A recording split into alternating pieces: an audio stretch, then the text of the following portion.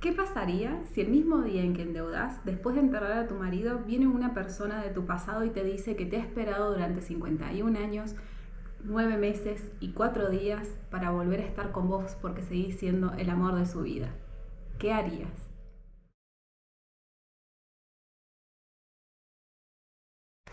Bienvenidos una vez más a mi canal, yo soy Omaira y esto es La H es Muda. En este canal yo leo los libros y se los cuento, y en el día de hoy, para terminar con este especial de San Valentín por el mes del amor que ha sido febrero, les traigo nada más y nada menos que El amor en los tiempos del cólera de Gabriel García Márquez. Este video es un video muy especial, no solamente porque terminamos con este especial de San Valentín, sino porque también se publica en el día de mi cumpleaños, viernes 28 de febrero, porque ya lo hemos dicho en otros videos anteriores, soy de Piscis. Así que sepan darle mucho amor a este video por ese motivo. ¿Cuántos años cumplo? Bueno, eso es algo que les voy a contar en algún punto del video, así que quédense tal vez hasta el final, porque tal vez se los diga en ese momento. Por mientras, sepan que este libro es un libro de mis favoritos de esta selección, y de cuanto a novelas de amor, creo que es mi favorito, El amor en los tiempos del cólera, de un autor que es un autor latinoamericano muy prolífico y que también con el tiempo ha ganado mucho prestigio con este y con otras obras, como por ejemplo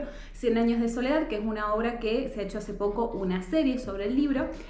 Crónica de una muerte anunciada, El coronel no tiene quien le escriba, entre otros títulos que con el tiempo se han vuelto importantes dentro de lo que es la literatura latinoamericana. Este es un libro que yo leí hace prácticamente la mitad de mi vida, cuando tenía unos 14 o 15 años, y me conmueve muchísimo, así que se los voy a contar, voy a compartir esto que considero que es un tesoro con ustedes, así que empezamos.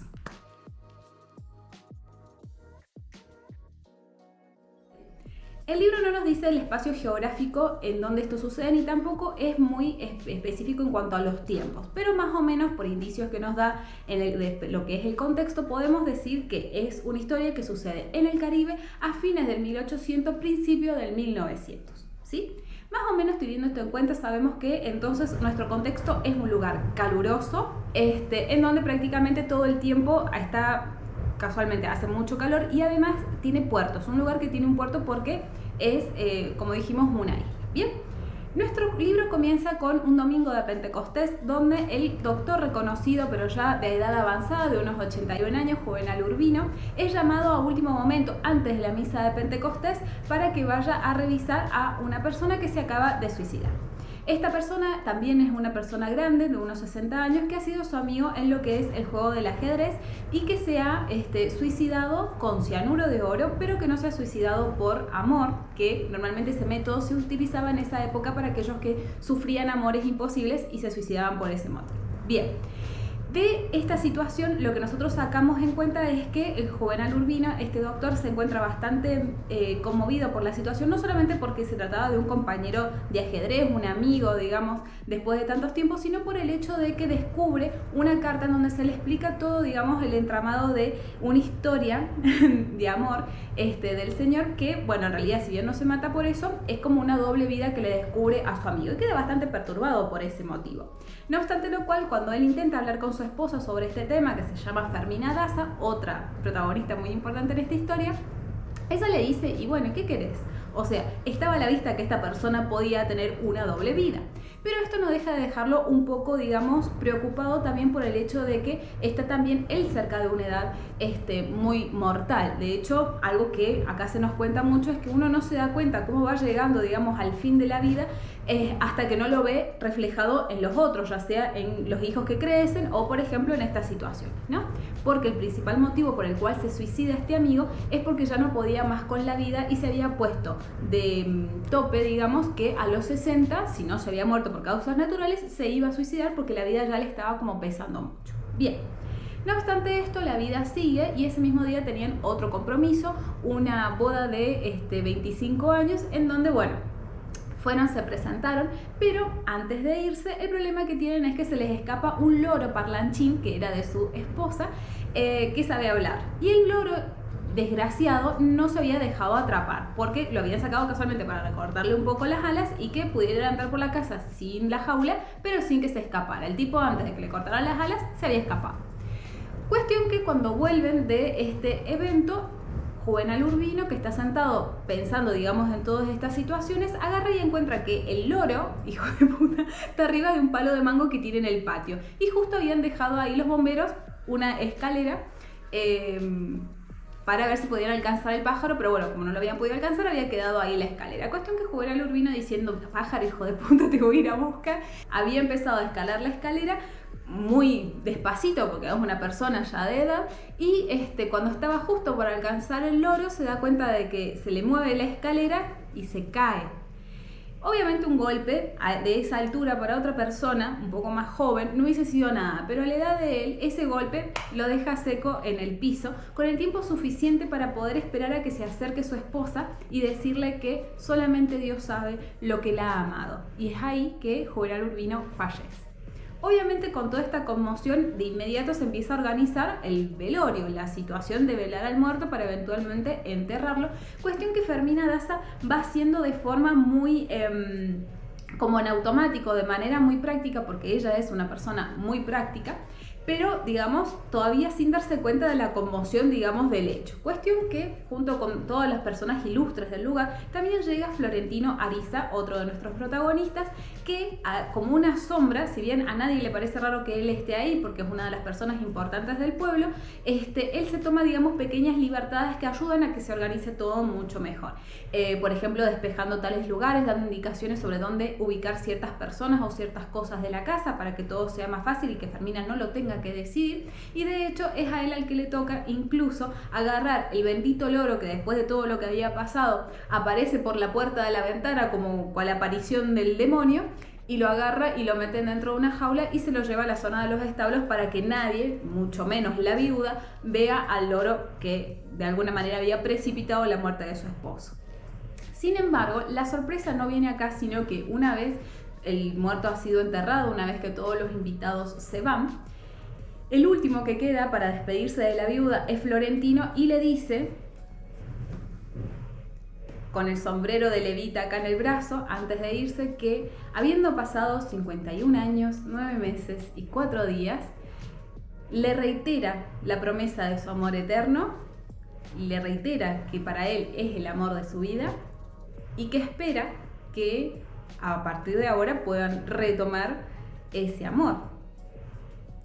A lo cual Fermina Daza, que como ya dijimos es una persona práctica, de carácter firme, por no decir fuerte, agarra y le dice, te vas ya de mi casa y espero no volverte a ver en los años que te quedan, que además espero que sean bien pocos. Y con eso le cierra la puerta en la cara. Ahora bien, ¿qué pasó acá? Florentino Ariza era el hijo bastardo de una de las personas dueñas de la empresa fluvial de ese momento, que era muy importante en el Caribe porque todas las comunicaciones, tanto de correo postal, de envío de mercaderías como de pasajeros, pasaba casualmente por los barcos. Y ellos eran los dueños, o los que tenían la concesión prácticamente centenaria, vitalicia, porque era por 99 años, de lo que era el viaje marítimo. Uno de estos dueños había tenido muchos amores de paso, afuera, digamos, del matrimonio que él tenía con su esposa, que no deja ningún heredero, pero una de las amantes con la que más tiempo había pasado y de la cual sí había habido un heredero, había sido con su madre Tránsito, y bueno, esta mujer había dado a luz hacía ya un tiempo a Florentino. Sin embargo, su padre había fallecido sin darle reconocimiento a este hijo porque, bueno, las circunstancias lo hicieron de esa manera, pero no era un secreto para nadie que él era hijo de esta persona. Tal es así que, llegada después a una edad en donde el chico tenía que empezar a trabajar, su madre fue a hablar con, digamos, un cuñado y le pidió por favor que le diera trabajo en alguno, digamos, de los múltiples negocios que tenía esta familia, y se lo termina dando dentro de lo que es el telégrafo, que en ese momento era otro de los medios de comunicación que existían a larga distancia y que estaba haciendo en ese momento el boom. Quien supiera el lenguaje del telégrafo podía trabajar, y se pensaba en ese momento que como el telégrafo era el futuro, tenía garantía de tener un trabajo por mucho tiempo. Las casualidades de la vida hacen que él, mientras está con el telégrafo, lo mandan a llevar un recado a una casa, la casa del señor Daza, que era una persona de negocios un poco turbios, pero por lo que se sabía era traficante de mulas, lo cual le había dado mucho dinero, el suficiente para comprarse una buena casa y mandar a la hija a un buen colegio, pero él de esto no sabía nada. Lo único que él sabe es que cuando le llega lleva el mensaje y se va volviendo por la misma puerta por la que había entrado, alcanza a ver a la hija del señor Lorenzo Daza, que es Fermina, una jovencísima Fermina de unos 14 años, que lo deja completamente prendado desde el momento en que la ve. Un problema que va a tener Florentino a lo largo de la vida, y es algo que me parece sumamente romántico, es el hecho de que él el amor lo siente en forma apasionada. No tiene forma de vivir porque el amor para él es como el aire que respira, y de eso se da cuenta el día fatal en que conoce a Fermina a lo lejos. Tal es así que el tipo empieza a averiguar quién es, y ahí es donde se entera un poco de la historia de la chica. Sabe que no tiene madre, que se han mudado hace muy poco tiempo a esa ciudad, y que Fermina va a la escuela, que es el colegio, digamos, más prestigioso, que solamente está previsto para las familias más adineradas o más nobles. Pero bueno, como con el tiempo la nobleza no ha dejado un poco de existir en esos lugares, es para el que lo pueda pagar, y es un colegio que igualmente es muy caro, es decir que no cualquiera va, y siempre van a ir las chicas como que de familias más económicamente bien puestas. Pero Fermina no va a la escuela sola como las otras chicas, sino que siempre va con su tía Escolástica, que es una tía solterona que vive de la bondad de su hermano y que todos los días la lleva y la trae. Y esto casualmente con la intención de que nadie hable con la chica, eso tenía una intención. Pero esto Florentino Ariza no lo sabe en este momento, y lo que se dedica a hacer es a sentarse en un banquito de la plaza enfrente del colegio y verla pasar de ida y verla pasar de vuelta, y irla pasar de ida, verla pasar de vuelta, de una manera que a él lo deja extasiado porque no puede creer lo hermosa que es, al punto tal de que en su fantasía, en su mente, le empieza a decir que es la diosa coronada. Cuestión que, claro, él pensaba que la chica nunca se había dado cuenta, digamos, de la presencia de él, y todo esto lo pone tan mal, o sea, se llega literalmente a enfermar de amor en una época en donde estaba acechando el cólera, por lo que era muy probable que sus síntomas fueran muy similares a los síntomas del cólera. Sin embargo, la madre lo hace revisar por el doctor muerta de miedo, y lo que le dicen, no tiene cólera, lo que tiene es una pena de amor tremenda. Y la madre le dice, y esto me encanta porque siempre me lo acuerdo, le dice que aprovechara ese momento a sufrir de amor, a llorar por amor, porque era el momento para hacerlo y nunca iba a sufrir tanto como en ese momento. Y a él, Florentino, que como les digo es un espíritu romántico, se regodea en ese sufrimiento. De hecho, él se recuerda, por ejemplo, el olor, el perfume que tenía Fermina, y era un perfume floral. Entonces la madre lo que hacía era, tenía flores, creo que eran gardenias o claveles, no recuerdo, y el tipo, en la desesperación de poder volver a sentir ese perfume con esa cercanía, se empieza a comer las flores, o sea, ese punto de locura. Y como las flores no le satisfacen del todo, lo que hace es robarle a la madre un frasco de perfume y tomárselo, pensando que de esa forma podía, digamos, de alguna manera tener el perfume de Fermina adentro de él. Un desquicio total, hasta que no tiene mejor idea que empezar a escribirle cartas de amor. Y le escribe una carta de no una, ni 10, ni 20, sino de 70 hojas, expresándole todo lo que la ama, todo lo que quiere hacer con ella, de cómo quiere vivir toda su vida con ella. Entonces la madre corta, digamos, esto de raíz y le dice, mira, nadie se ha muerto de amor y no sería justo que vos fuera el primero que se muera por eso. Lo que vos tenés que hacer es agarrar y mandarle la carta. Mándale una carta, pero no le asustés, no le mandés ese rollo de cosas. Mándale una cartita y espera a ver qué pasa. Pero no te olvides tampoco de que no te tenés que ganar tanto a la chica, sino que te tenés que ganar a la tía. Bien, a todo esto Fermina con su tía ya se habían dado cuenta que este flaco aparecía mágicamente por todas partes. O sea, ya se habían dado cuenta, solamente que lo ignoraban porque sabían que el padre era súper estricto y que no había, digamos, posibilidad de una cosa así. Pero se reían esperándolo todos los días ver en la plaza sentadito, haciendo de cuenta que leía un libro, cuando en realidad estaba él también esperando a verlas. Fermina no estaba pensando en cosas de amor, digamos. Entonces, lo único que hace cuando lo ve, además de reírse y de sentirse un poco halagada, es decir, pobre chico. Porque para colmo, Florentino en ese momento tenía la pinta, digamos, de ser como una espiga, todo flaquito, con mucha cara de pobre diablo. Entonces decía pobre, porque pensaba, yo nunca le voy a dar bola, o por lo menos no es el momento en el que le puedo dar bola porque soy muy chica, y él está ahí esperando para verme. Pobre tipo, ¿viste? Eso era lo que en realidad Fermina pensaba. Pero, de todas maneras, Fermina lo que le preocupa es que ya están por llegar las vacaciones. Entonces dice, ¿y ahora después cómo vamos a hacer para vernos? Porque yo voy a dejar de pasar por el jardín. Y, digamos, por el jardín, por la plaza. Y así, muy de a poquito, Fermina se va dando cuenta que sí espera verlo todos los días a Florentino. Cuestión que llegan las vacaciones, efectivamente ya deja de pasar por ahí, Florentino la busca por todos lados, no la encuentra, o sea, en todos los lugares de la ciudad que sean comunes, tipo plazas, iglesias, no la ve en ningún lado, y empieza a pasar por enfrente de la casa donde ellas casualmente con la tía estaban bordando en el jardín, en la parte de adelante. Cuestión que es así que agarra y se anima a dejar una carta con el permiso de la tía, que es una cartita que obviamente no es la carta de 70 hojas, sino que es como una especie de esquela. Una esquela que cuando a Fermina se la dejan, ella estaba como reintrigada que qué iba a decir la primera carta de este tipo, que claramente estaba súper obsesionado con ella, y grande es su sorpresa cuando le dan una carta que es un cuadrado de papel así chiquitito. Pero, a pesar, digamos, de la sorpresa, después a ella le impresiona la firmeza de los sentimientos de Florentino, porque le dice que la ama, que quiere estar con ella toda su vida y que espera una respuesta a esa carta, ¿no? Claro, la contundencia de esos sentimientos a Fermina, que como les digo, lo único que pensaba este tipo era pobre diablo, la hizo sorprenderse, quedarse, digamos, muy quieta pensando, ¿y ahora qué hago con esto? Porque de alguna manera yo he abierto la puerta a que este chico piense que hay una posibilidad y yo no sé qué es lo que yo siento. Entonces, la loca no responde. Pasa un día, pasan dos, Florentino con el corazón en la boca literalmente porque se la pasa vomitando, triste, con fiebre, pensando un poco más casi que ya ni va a trabajar porque está solamente pensando en que necesita una respuesta. Y claro, día que pasa, día que aumenta la ansiedad, el tipo también de vuelta está hecho un trapo y la madre de nuevo le pega un par de cachetadas y le dice, hijo, no te desesperes, anda y pedile que te dé una respuesta. Vos la carta se la diste en mano, o sea que la carta la recibió, la debe haber leído, pero exigí una respuesta. Amamos a esta madre. Cuestión que el tipo va y sin ningún tipo de ceremonia agarra y le dice, ¿leíste la carta? Sí. Bueno, quiero una respuesta. Bueno, pero no, quiero una respuesta. Es de muy mala educación recibir una carta y no contestarla, le dice Florentino. Cuestión que pasan igualmente un par de días y va que me encanta esta parte también, va la tía escolástica a dejar un mensaje para un telegrama que tenía que ir a parar a Piedras de Moler, una cosa así.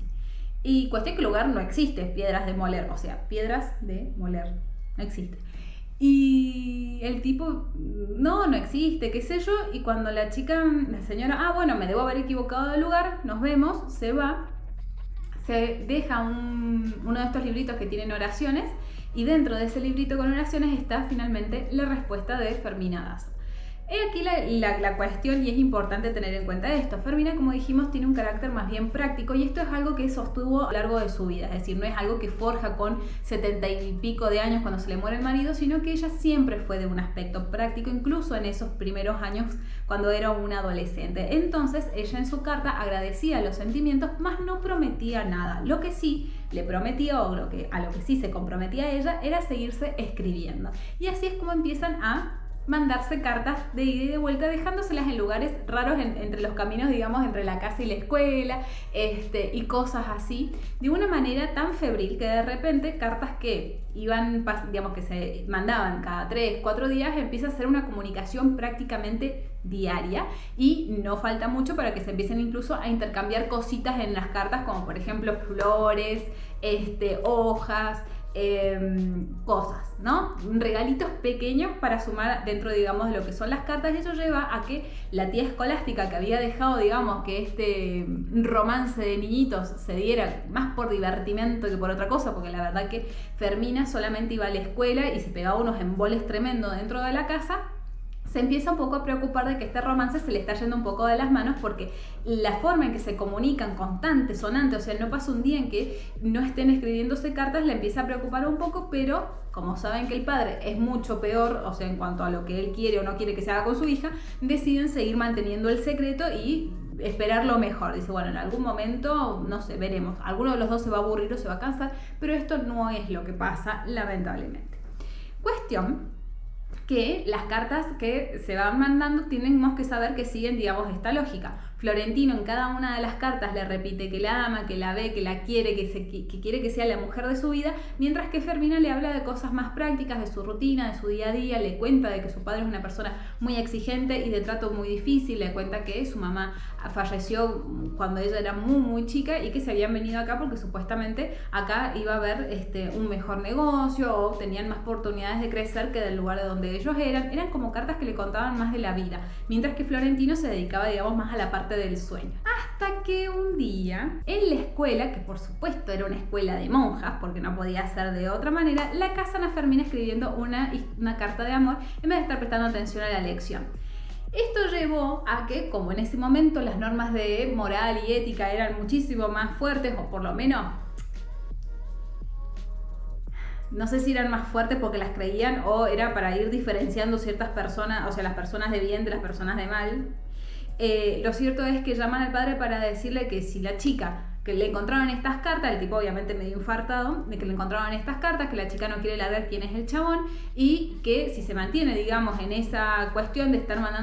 mandándose cartas de amor con un chico, la iban a expulsar. Cuestión que la Fermina no quería largar prenda, no quería decir cómo se llamaba, no quería decir nada, así que la terminan expulsando efectivamente de la escuela.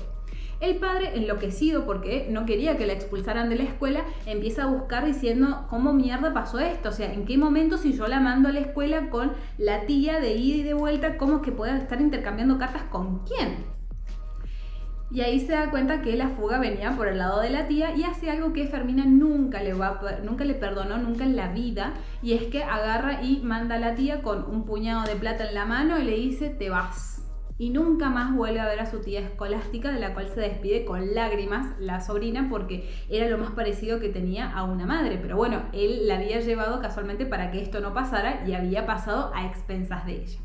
Cuestión que revolviendo por todos lados termina encontrando todas las cartas que se venía mandando con este chabón y ahí el padre le exigió el nombre del tipo y le dijo, ahí ya sí, que se llamaba Florentino Ariza y que trabajaba en el telégrafo, pero que no sabía más nada de él. No sabía dónde vivía, no sabía con quién vivía, o sea, no sabía más nada, decía la chica. ¿Cuál es el problema? El problema es que para cuando esto salta ya habían pasado 2 años de escribirse cartas en las cuales Florentino ya le había preguntado si se quería casar con ella y ella le había dicho que sí, pero siempre y cuando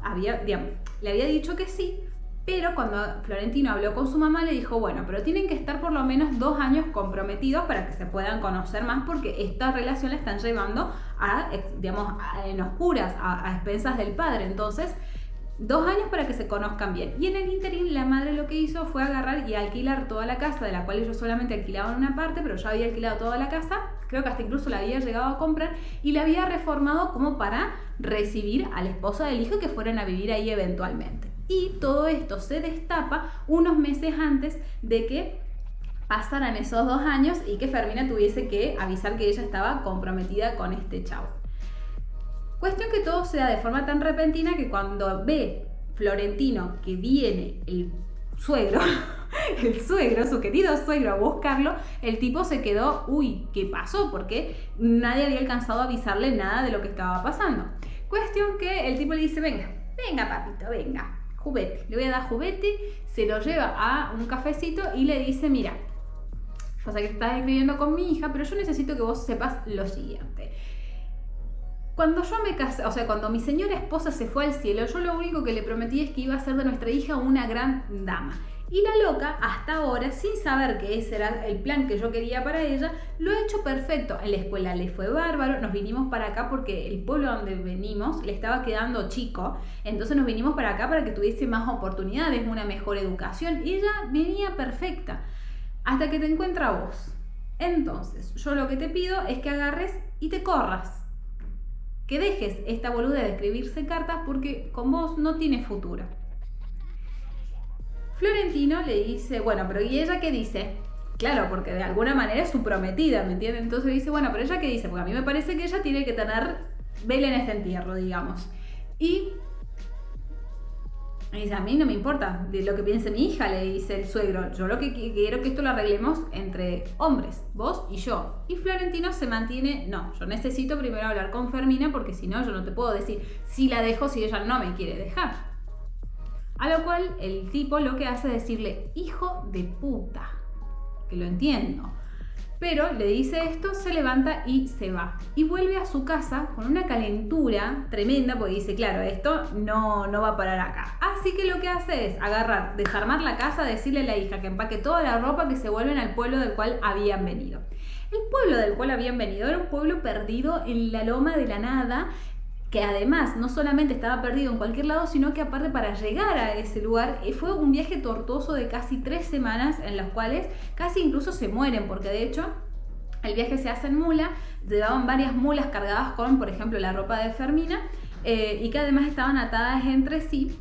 para ir pasando, digamos, por las cadenas rocosas por las cuales tenían que atravesar para poder llegar al pueblo de donde ellos eran. Y en un momento se despeña una de las mulas y dentro de esas mulas se cae toda la cadena de mulas, que eran como 7 mulas, ahí va también la ropa de Fermina. Y es una de las cosas que le pasan en el viaje. Después, además, como estaban en ese momento con guerra civil, también se iban encontrando gente de uno o de otro partido que preguntaba de qué partido sos y medio como que los podían llegar a matar. Pero a pesar de toda esa tortura, Fermina, que iba aferrada, digamos, al hecho de que nada la iba a hacer olvidar a su prometido, Florentino Ariza, termina llegando destruida, digamos, físicamente y mentalmente de ese viaje del horror a la casa de los primos maternos, porque ellos se terminan refugiando con la familia materna y ahí está su queridísima prima Hildebranda, que ya vamos a ver, también tiene mucha participación. Cuestión que acá se nos cuenta también que lo que le pasa al padre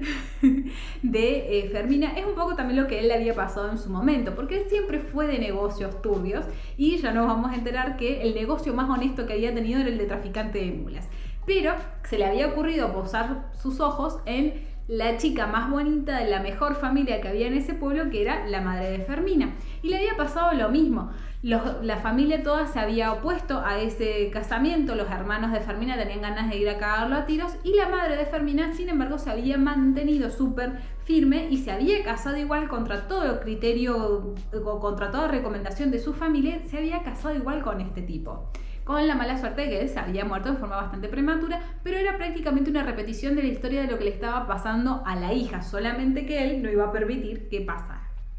Grande es la sorpresa de esta pobre Fermina toda destruida, que una vez que se baña en condiciones, come, descansa un poco, Hildebranda, su prima, le agarra y saca de debajo de la cama un paquete así de telegramas que había estado mandando Florentino Ariza a lo largo de esas 3 semanas. ¿Por qué? Porque Florentino trabajaba en el telégrafo, que era el medio de comunicación de ese momento. Entonces el tipo, claro, para poder avisar que iba a dejar por un tiempo, digamos, el lugar, había tenido que hacer un par de telegramas informando de esto a sus proveedores y a sus clientes. Y así se había enterado de que Fermina se iba con el padre a la loma del culo. Y había logrado hacer con los diferentes telégrafos, operadores de telégrafo, desde el lugar donde ellos estaban a donde había llegado Fermina, hacer toda una cadena de telégrafos que prácticamente hacían llegar sus comunicaciones de forma instantánea a donde estaba Fermina. Si eso no es amor, chicos, o sea, si hacen menos por ustedes, no lo acepten. Cuestión que el tipo durante esas 3 semanas había podido hacer, digamos, la compañía, había logrado acompañar a Fermina durante todo ese tiempo haciendo llegar esos telegramas a donde estaba la prima. Ahí Fermina estaba ya tranquila porque sabía que mantenía esa comunicación y lo cierto es que el padre le había llegado bastante lejos con la intención de que Fermina se olvidara de este tipo. Y allí ella permanece prácticamente 1 año y pico, casi 2 años en ese pueblo. Y había, empezado un poco también a disfrutar la vida porque claro, ya expulsada de la escuela, porque queda expulsada de la escuela. Y en otro lugar haciendo nada, con gente que es mucho más divertida que tu casa donde solamente vivís con tu padre, la loca se abre un poco a la vida sintiéndose completamente libre y completamente feliz con su prima, teniendo un montón de aventuras, aprende a fumar, pegan a unos pedos divinos tomando anís. Bueno, unas cosas así, pero digamos mucho más de la juventud en donde ella venía prácticamente viviendo como monja dentro de su casa. Cuestión que, claro, el tipo baja muchísimo la guardia del padre pensando que la historia esta ya se había acabado, pero no se acabó un corno porque habían seguido comunicándose, tantos así que ellos seguían persistiendo en que apenas ella volviera se iban a casar. Y Fermina se comportaba o trataba como si fuese una mujer casada. Tal es así que cuando el padre le dio permiso para ir a un baile de ya personas grandes, donde ella iba a poder, digamos, quedarse hasta la hora que quisiera y qué sé yo, ella no aceptó ir hasta que por telégrafo no le pidió confirmación a Florentino. Y Florentino le dijo que sí, si a Florentino que está re lejos, mi amor, andá a hacer lo que se te cante el culo. Pero digamos a ese nivel de compromiso habían seguido, digamos, manteniendo el contacto. Cuestión que obviamente al cabo de un año y pico, agarran y vuelven con la intención casualmente de que ya está, de que ella ya se haya olvidado, pero no se había olvidado nada. Y es más, habían intercambiado muchísimas más cartas y telegramas en ese tiempo de las cartas que el chabón había en su momento interceptado en el cajón de la hija. Bueno, cuando vuelven, sin embargo, ya como no estaba la tía escolástica, digamos, en la ecuación, la que se empieza a hacer cargo de la casa, porque aparte no estaba yendo a la escuela, es la misma Fermina. Y eso le daba la libertad de ir al mercado, de agarrar y comprar las cosas que hacían falta, decidir qué se va a comer, qué no se va a comer, todo bárbaro. Cuestión que un día de estos que ella va al mercado, va comprando, se lo encuentra a Florentino. Que Florentino queda prendado porque era la primera vez que la veía, le había pensado que no había llegado todavía, entonces la había ido siguiendo hasta que de repente pasa por al costado y le hace como un piropo. Y ella cuando se da vuelta y lo ve, queda re impresionada porque siente, al verlo, se materializa, digamos, todas las cosas que se habían venido escribiendo, todas las promesas que se habían venido haciendo, y ella se da cuenta, como una ilusión, de que su amor era una ilusión, que no era más que un juego y que no se podía casar con alguien que en realidad no conocía. Porque, si ustedes se fijan, entre ellos no ha habido una conversación en todo este tiempo en que se han estado jurando amor eterno, solamente se han escrito cartas. No ha habido, digamos, realmente una relación. Y de todo esto se da cuenta Fermina, que dice, yo me voy a casar, ¿no? ¿Cómo me voy a casar? Como que toma conciencia de todo esto y se va, digamos, muy precipitadamente del mercado, y al otro día le devuelve todas las cosas, le manda una carta diciéndole que se olvide de lo que ellos habían tenido, de lo que se habían prometido, porque realmente no existe una relación, no existe un vínculo entre ellos dos, y le pide que le devuelva todas sus cosas. De hecho, cuando ella se había ido se la había llevado el padre, ella tenía el pelo largo, se había cortado la trenza y se la había mandado. Y el tipo obviamente Florentino, primero que está destrozado de amor porque dice, loco, ¿qué pasó? Pero aparte no le quiere devolver nada de las cosas que le había dado. Pero le termina devolviendo todo, menos la trenza. Y la chica, no, que devuélveme la trenza. El tipo, no te quiero devolver la trenza, que aparte la trenza un poco más, el tipo la había canonizado en una vitrina. Y la madre de Florentino, que estaba también destrozada porque el hijo estaba destrozado, agarra e intenta interceder con ella para poder decir, no, pero pará, le debes una explicación, ¿qué pasó? Yo me he comprado una casa para recibirte, loca de mierda. Bueno, cuestión que ella, nada, o sea, no, es que no puede ser, lo lamento, discúlpeme, pero esto no puede seguir así, por favor me devuelva la trenza. Y es la madre incluso la que agarra, saca del marco la trenza y se la devuelve a Fermina. Cuestión que todo esto, por supuesto, deja a un Florentino hecho, pero trapo es poco. Tal es así que la madre agarra y habla de vuelta el tío de Florentino y le dice, por favor, mándalo a un lugar lejos donde no haya ningún puto telégrafo por el cual se pueda seguir comunicando, porque si no se me muere de tristeza este chico. Y así lo embarcan en un viaje que va a durar 6 días a la loma de la Conchinchina, donde no hay telégrafos, donde se va a hacer la instalación de un telégrafo, pero es algo que se va a ir dando, digamos, con el tiempo, y va a estar lo suficientemente lejos y ocupado como para no pensar en Fermina. Pero el tipo agarra, sube con una tristeza terrible, ¿no? Cuestión que durante ese viaje pasa algo que va a ser muy importante para la vida de Florentino de acá en adelante, porque el viaje se termina, en vez de ser de ese día, se termina alargando un poco más, porque ¿qué pasa? Vos vas por el río, entonces por el río también puede ser que el cauce sea más grande, menos, pero que también haya barro y que muchas veces tengas que esperar antes de poder seguir, o que tengan que cortar leña porque eran buques a leña. Cuestión que eso había llevado a que pasara muchísimo más tiempo dentro, digamos, de lo que era el buque y que todos estuviesen muy embolados. Y en una de estas caminatas que había estado haciendo Florentino, yendo y viniendo, pensando y llorando por Fermina, en un momento le abren la puerta de un cuarto, lo meten para adentro, obviamente el cuarto a oscuras, y medio que lo viola una chica, vamos a decirlo así. Y así como está con la chica lo saca para afuera y le dice: olvídese de que esto pase, y le cierra la puerta. El tipo se queda así. ¿Qué me acaba de pasar? Porque a todo esto Florentino nunca había estado con ninguna mujer hasta ese momento. Y a pesar, bueno, al final intenta, digamos, averiguar la identidad de la chica, se termina enterando que se llamaba Rosaura, que era una de las chicas que tenía un bebé, porque ese mismo camarote estaba alquilado por 3 mujeres, entonces no sabía cuál de las 3 había sido.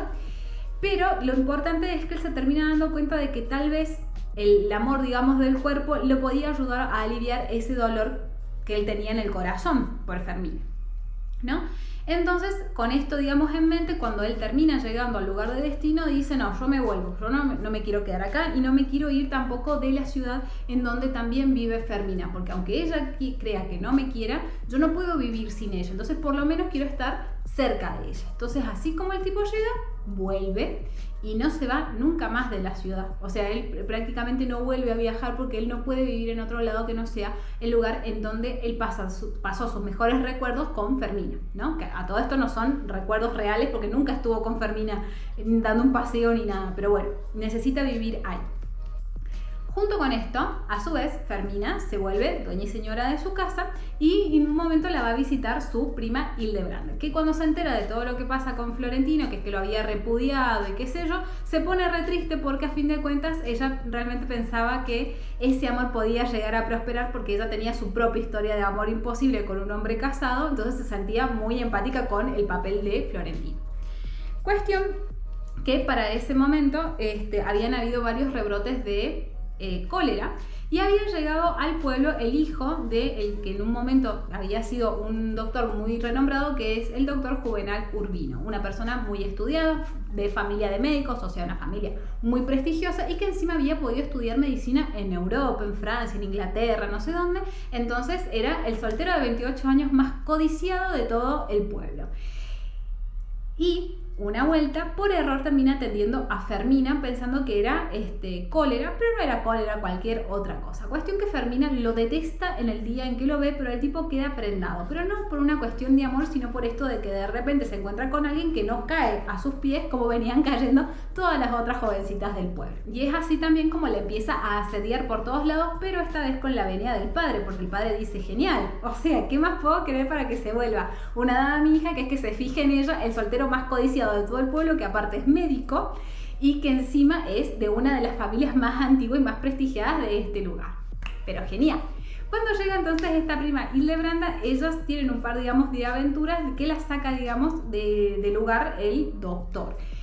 Y en un momento la Hildebranda le tira, viste, un poco como a la Fermina, que si ella no va detrás del doctor, va a terminar yendo ella, y eso es lo que termina torciendo el destino de Fermina, que agarra y le dice, porque el doctor le venía insistiendo para poder hablar con el padre para que se pudieran escribir, pedirle permiso, que obviamente ella sabía que tenía ese permiso, porque ella sabía que el padre estaba recontento con la relación o la posibilidad de la relación. Y Fermina, por este motivo, es que ella termina diciendo: bueno, dale, habla con mi papá. Esto termina derivando, por supuesto, en que eventualmente el doctor Juvenal Urbino y Fermina Daza se terminen casando, para el gran desconsuelo de Florentino Ariza. Que no es hasta que vuelven ellos dos de la luna de miel, con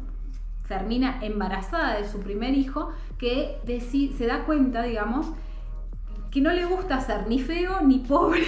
ni ninguna de estas cosas. Entonces decide ser el hombre que Fermina se merece que sea, ¿no? Para que eventualmente Fermina se quiera quedar con él. Ahora, lo que el tipo no se había dado cuenta hasta ese momento es que Fermina estaba casada y que encima estaba embarazada de otro. Pero es ahí donde Florentino dice, no importa, yo voy a esperar hasta el día en que este tipo se muera para que me dé bola. Voy a esperar a que se muera para que me dé bola. Bueno, y es así como Florentino pasa de ser, digamos, el hijo bastardo del dueño de la compañía fluvial a intentar en esa misma compañía empezar a subir escalones. Perfecto, le va bárbaro porque hay un momento, después de muchos años, en que termina siendo incluso hasta presidente de todo eso. Pero en medio, claro, ¿con qué vos llenas las horas en medio? Porque vos podés tener un amor súper febril, súper desesperado, pero ¿qué haces vos en medio? No podés vivir solamente para trabajar. Y Florentino lo que se termina dedicando es a tener múltiples amantes. Prácticamente está con todo el pueblo, decente o indecente, tiene un montón de amantes y a todas las va anotando de forma obsesiva en varios cuadernos. ¿Esto puede ser medio reprobable? Sí, pero en la fantasía de Florentino lo hace desde un lugar, digamos, de recordarlas a todas, porque él es una persona que ama el amor en realidad y está súper enamorado de Fermina, pero a su vez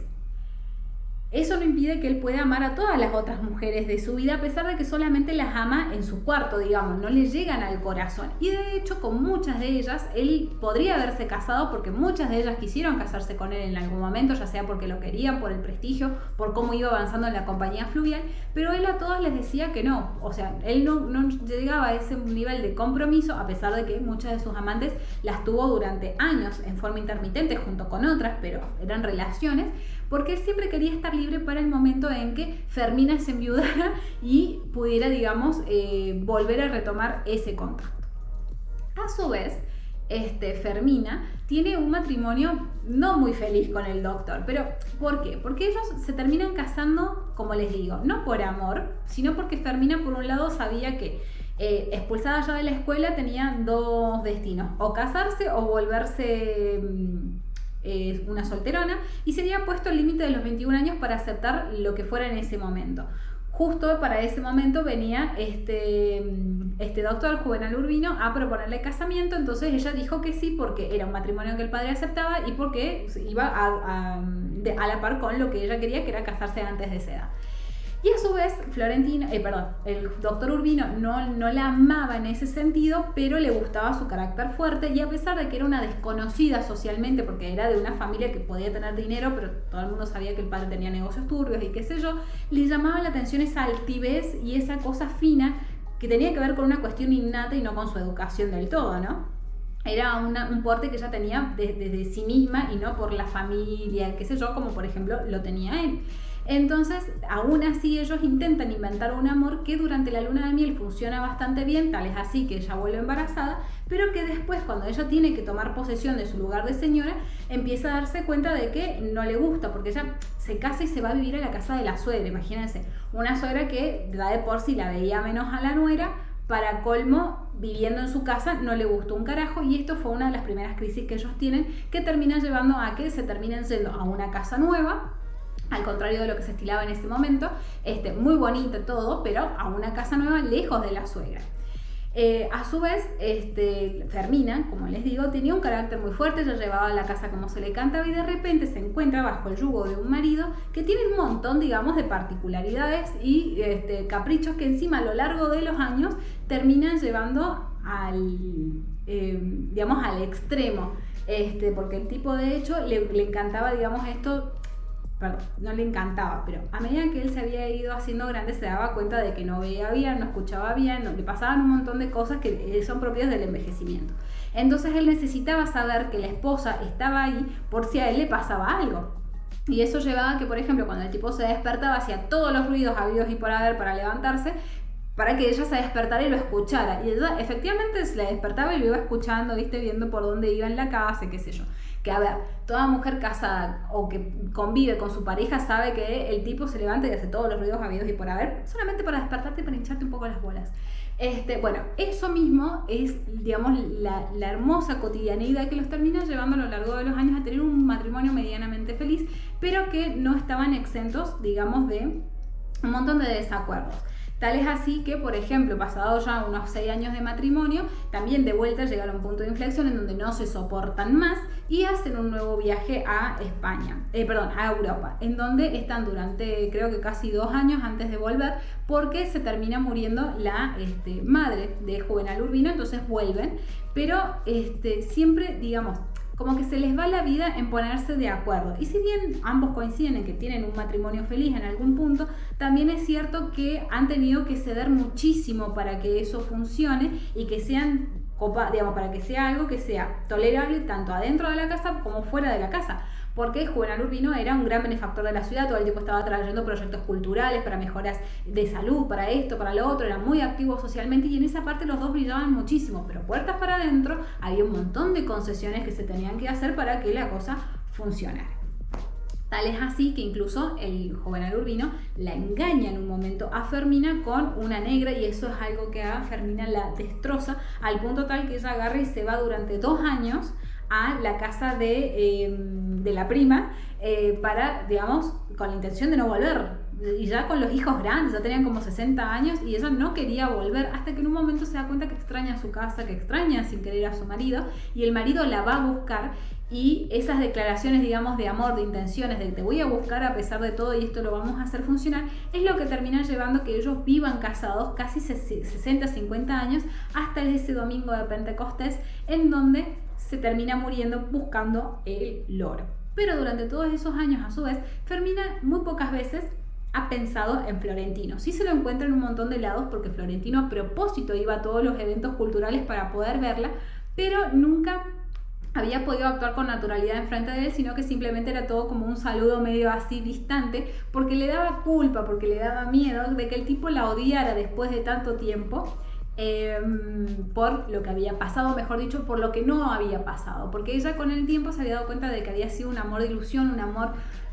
de niños prácticamente, no mucho más. Entonces lo que a ella le daba un poco de miedo era no haber podido aclarar eso capaz en algún momento con Florentino y era como una espinita que siempre le había quedado, pero bueno, nada, habían pasado un montón de años y ya encima Florentino nunca se le había conocido una mujer, lo que había llevado un montón de comentarios que ella nunca le había dado bola, de que era por ahí medio rarito y no le gustaban las mujeres, sino que le gustaba otra cosa. Pero ella todo eso nunca le había prestado atención, salvo esto de que le daba miedo que el tipo en algún momento le reclamara por ese amor trunco que habían tenido. Como les comenté, Florentino había tenido múltiples amantes y la última que él tiene, y esto lo digo porque me pareció mal cuando lo leí hace 15 años y me parece mal ahora cuando lo volví a releer, su última amante era una parienta muy lejana que tenía 14 años y que a partir de, digamos, la tenía bajo su tutela desde esa edad y en el momento en que empiezan a ser amantes, ella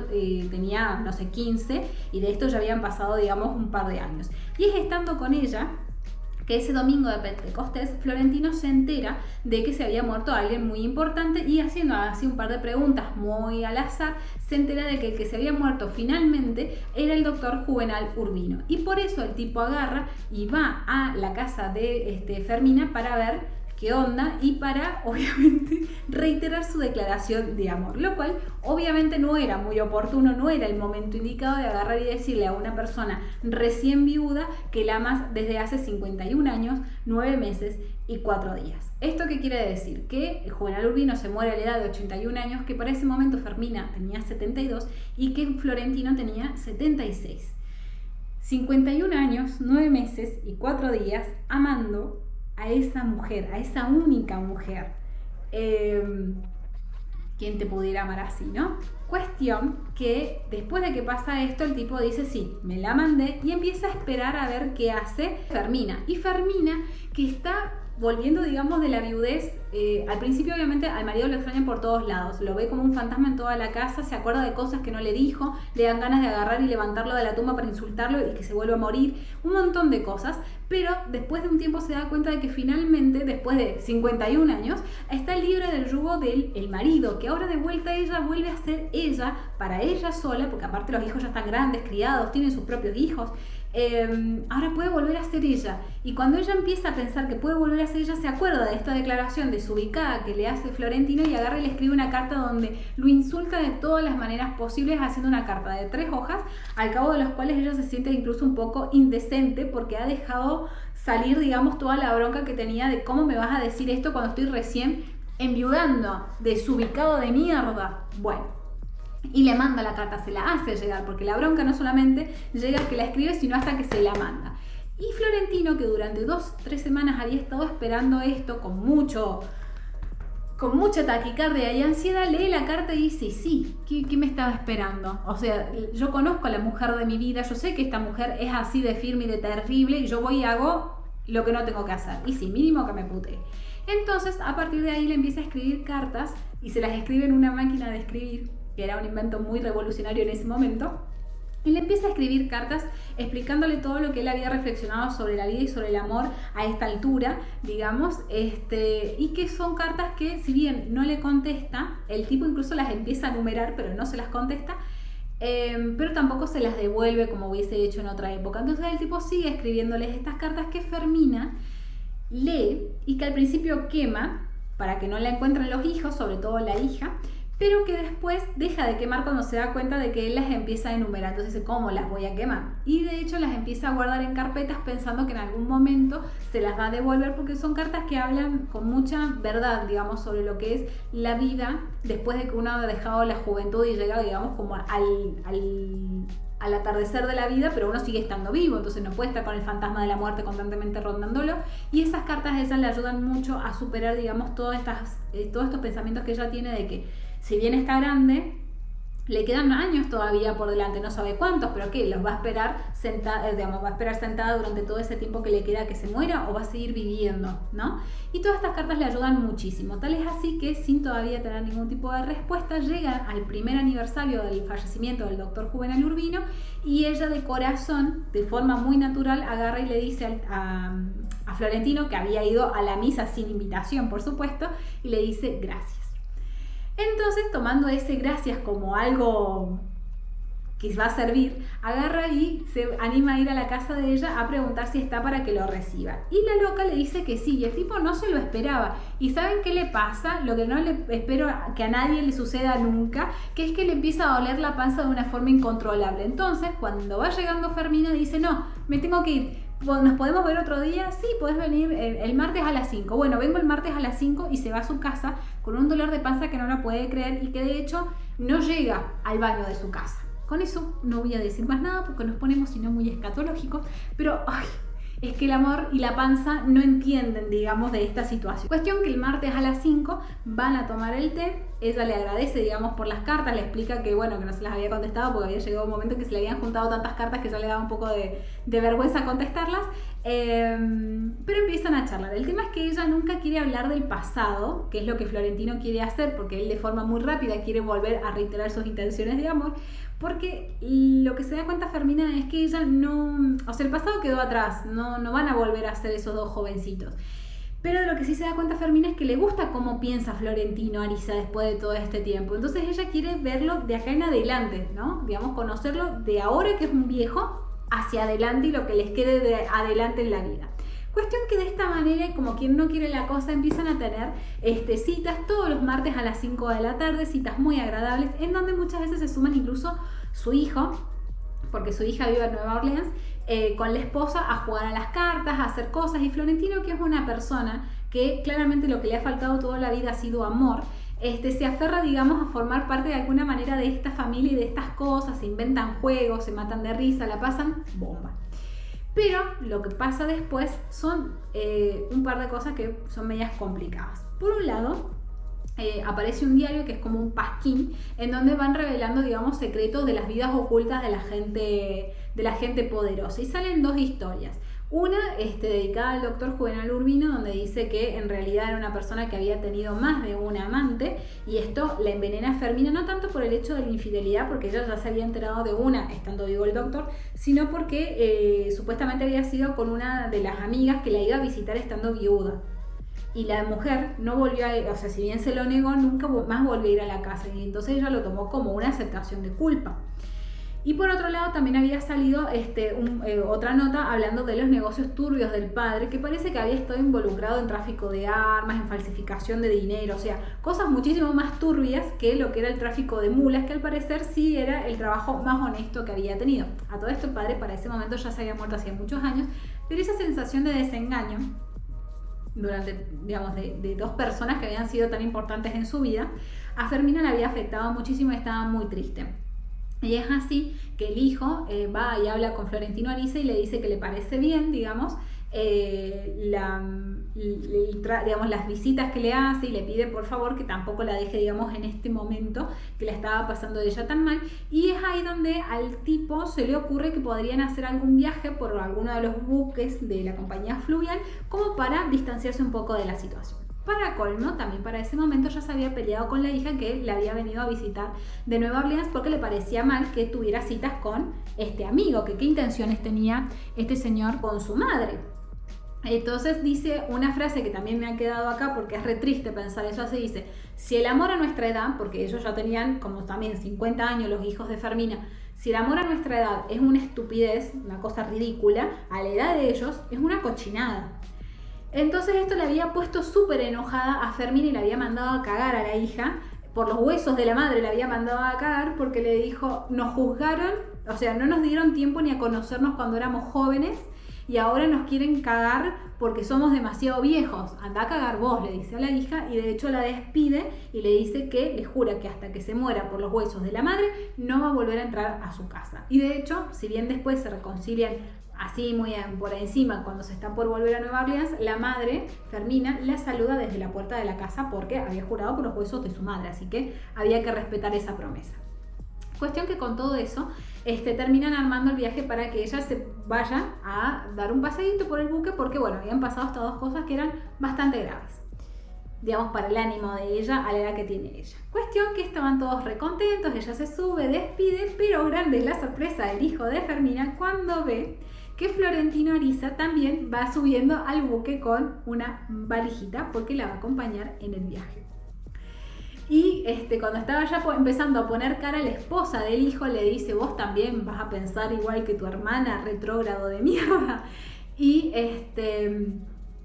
porque sí, porque todos tienen prejuicios, es así, sobre el amor en la gente grande. Cuestión que con más resignación que aceptación agarra, le estrecha la mano a Florentino y ellos se van en este viaje que era de ida y de vuelta, hacían toda la ruta en el buque y se volvían. Cuestión que durante este tiempo, que durante todo el libro nos dicen que Florentino está siempre vestido de negro, se compra para ese viaje un traje blanco súper así fresquito, pero que le da un poco más de vitalidad, qué sé yo, y en un momento hasta los dos se sienten un poco avergonzados porque saben que van como en un viaje medio de novios. Y les da vergüenza, porque ¿cómo van a estar ellos dos viejos de mierda estando en un viaje de novios o conociéndose cuando ella recién está viuda y el otro nunca nadie le conoció una mujer? Bueno, es todo como muy raro al principio, pero después de tener un montón de conversaciones, de charlar, se dan, digamos, como que termina, sobre todo Fermina, aceptando que ese amor que le venía dando al marido y que ahora no estaba, no es un amor que quería tirar o que quería suprimir, era un amor que seguía estando y que quería seguirlo teniendo para ella y compartirlo si era necesario. Y como quien no quiere la cosa, esa noche cuando se están, digamos, por despedir, Florentino le logra dar un beso. Bien, si bien también hay una secuencia en donde ellos también tienen un amor físico, ellos pasan encerrados mucho tiempo en el camarote simplemente charlando y teniendo una cotidianidad como de maridos, ¿no? Duermen juntos, pero por ejemplo si a él se le cae un botón, ella como esposa que siempre ha sido y como esposa que quiere ser ahora, digamos, de él, agarra y le cose el botón. Él ya sabe qué es lo que le gusta, qué es lo que no le gusta, porque la conoce, porque siente que la conoce de toda la vida, y es así como de repente ellos se van dando cuenta de que se aman, pero tal vez no evocando la imagen de lo que habían sido, sino como son ahora, porque ellos como que de repente habían logrado saltarse toda la parte, digamos, de las negociaciones, toda la parte del matrimonio, toda la parte esta de ir ganando confianza, porque ya como que esa parte ya la tenían, ya habían compartido ese amor trunco juntos, entonces esa cotidianidad ya la habían ganado y estaban viviendo, digamos, como una vida de juguete dentro de ese buque. Pero ese viaje en algún momento tiene que llegar a su final. Y cuando ya están por pegar la vuelta, Fermina se da cuenta de que vuelven a la misma cotidianidad de todos los días y dice, tengo unas ganas de agarrar e irme a la mierda, le dice en un momento. Y obviamente que eso también lo había pensado Florentino, entonces dice, mira, ¿cómo podemos hacer, le dice el capitán, hipotéticamente para no tener que levantar a más nadie y mandar a los pasajeros por otro lado y quedarnos nosotros dos solos acá en el buque? Y dice, y mira, podemos agarrar y poner una bandera de que hay alguien enfermo o infectado de cólera y con eso andaríamos para todos lados. Hagamos eso. Bueno, le dice el capitán, déjamelo por escrito y lo hacemos. Así que chicos, acuérdense, toda cosa rara que los manden a hacer en el trabajo, que se los dejen por escrito y firmado y recién ahí aceptan. Cuestión que de esta manera logran ganar todo el viaje de vuelta, que habían sido como 10 días, solos en el buque siguiendo en esta burbuja y en esta fantasía. Pero de vuelta, en algún momento tienen que llegar al final. Cuestión que cuando ellos van llegando al puerto, ya digamos del pueblo de donde ellos son para volver, termina pasando esto de que les dicen, no, pero la bandera no, es que tenemos enfermos de cólera, pero yo le aseguro, le dice el capitán, le manda un chocolate, le dice, no, yo le aseguro que los que tenemos enfermos nos han tocado con la tripulación y qué sé yo, así que podemos mandar a los enfermos al hospital. No, vuelvo por donde vino. Cuestión que claro, han entrado como en un bucle un poco complicado porque van a tener que estar yendo y volviendo de punta a punta hasta que resuelvan qué van a hacer con ellos o a decir que se murieron supuestamente estas personas que tenían cólera, porque ya no se pueden bajar del barco. Entonces el final de la historia termina siendo donde el capitán dice, bueno, ¿y qué vamos a hacer con esta ida y vuelta del carajo que vamos a estar haciendo? ¿Hasta cuándo vamos a estar haciendo eso? Y Florentina Arisa le dice, y toda la vida. Ya está acá el amor en los tiempos del cólera. Es una historia,